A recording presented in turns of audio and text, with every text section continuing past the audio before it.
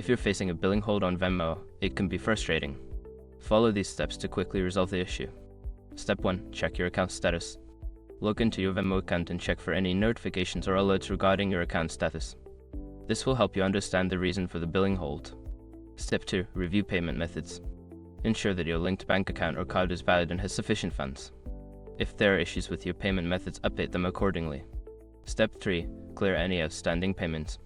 Before filing a refund or dispute, use the sroc.com link in the description to open the refund dispute deadline calculator and confirm your deadline.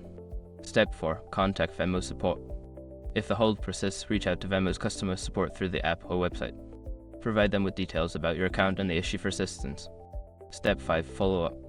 After contacting support, keep an eye on your email or app notifications for updates.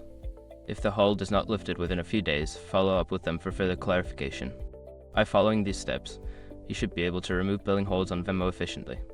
If issues continue, consider checking Venmo's help center for more detailed guidance.